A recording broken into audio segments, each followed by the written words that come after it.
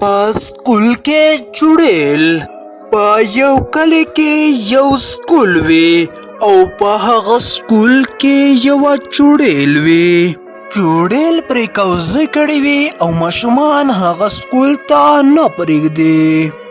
په دغه وخت کې یوه ماشومه له خپلې مور سره ډېر زیات ضد کوي.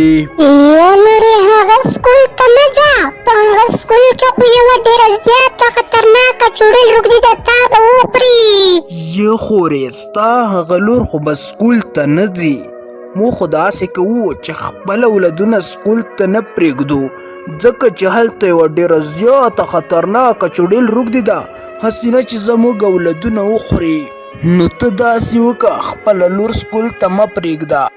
یا وروره زما لور خو سکول ته ځي، هغه ډېر زیات ضد کوي، وایي چې زه هغه سکول ته ځم، هغه سکول نه پرېږدي.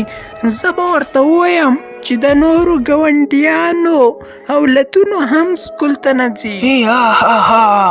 زه یم ډېره زیاته خطرناکه چوړیل، زه به دې سکول ته هېڅوک را پرېنږدمه، دا زما سکول دی، که څوک دې سکول ته راشي نو زه به یې ژوندی پرېنږدمه، زه به یې خامخا وخورمه. هېڅوک دا جرأت نشي کولی چې زما مخې ته راشي، زما مقابله وکړي. زه یم چوړیل. یاره ګلرحمانه له ځانه شرم دی، غټ غټ بریتونه دې پرې ایښي دي، خو نور یې د یوې چوړیل زور نه لرې. داسې کوم چې سبا ته ځمه هغه لور مې هغه سکول ته بیایمه، که چوړیل راغله مخې ته نو چوړیل ته به زه لاره وښیمه. هغه داسې نه سمیږي، زه به سبا ورځم.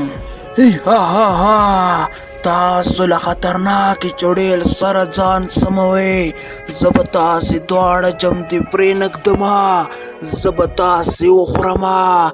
بیا هغه چوړیل ولګي او هغه دواړه ښه په مزه مزه وخوري، او بیا چوړیل له ځان سره لګیا وي، دغه خبرې کوي چې دا خلک خو ډېر زیات کم عقل دي، دوی ته لکه چې زه هېڅ هم نه ښکارم، زه یم خطرناکه چوړیل، زه به دغه خلک یو هم پرېنږدمه، ټول به داسې وخورمه لکه څرنګه مې چې دغه دواړه نن وخوړل.